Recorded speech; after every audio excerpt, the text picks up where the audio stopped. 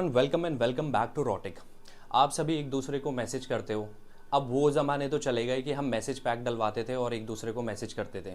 अब ज़माना है व्हाट्सएप का, फेसबुक का, ट्विटर का और इंस्टाग्राम का। इसमें हम काफ़ी ज़्यादा अपना दिन गुजारते हैं और एक दूसरे को मैसेज करने के लिए ज़्यादातर हम यूज़ करते हैं व्हाट्सएप।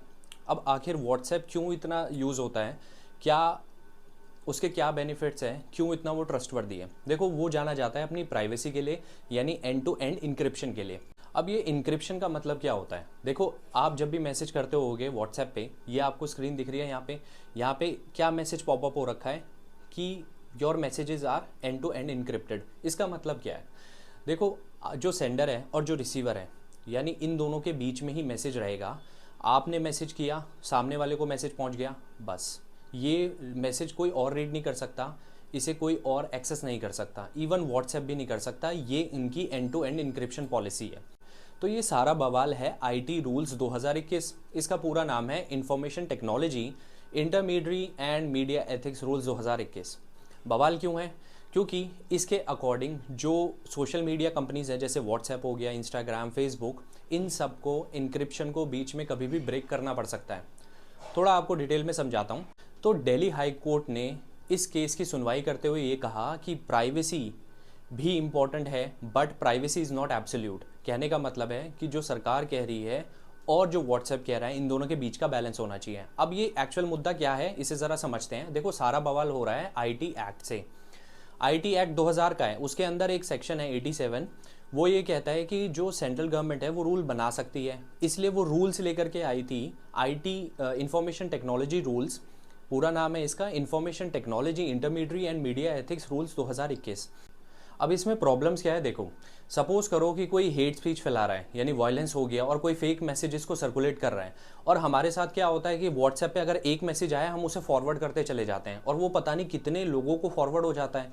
अब एक बात बताओ मुझे, सेंटर ये कहती है कि हमें व्हाट्सएप को या जो भी सोशल मीडिया कंपनी है उसे ओरिजिन, यानी जहाँ से स्टार्ट हुआ था ये मैसेज, जो फर्स्ट यूज़र था जिसने मैसेज भेजा था, उसे ट्रैक करना पड़ेगा। अब व्हाट्सएप क्या कहता है? व्हाट्सएप कहता है कि ये तो बहुत मतलब इम्पॉसिबल सा टास्क है। क्यों? क्योंकि जो मैसेजेस को इतनी बार फॉरवर्ड कर दिया गया है तो वो एक चेन के रूप में बन गया। अब उस चेन को आप मतलब एक चेन को आइडेंटिफाई करने के लिए हमें बहुत सारी चेन को आइडेंटिफाई करना पड़ेगा और उसके लिए हमें डेटा को बहुत ज़्यादा स्टोर करना पड़ेगा।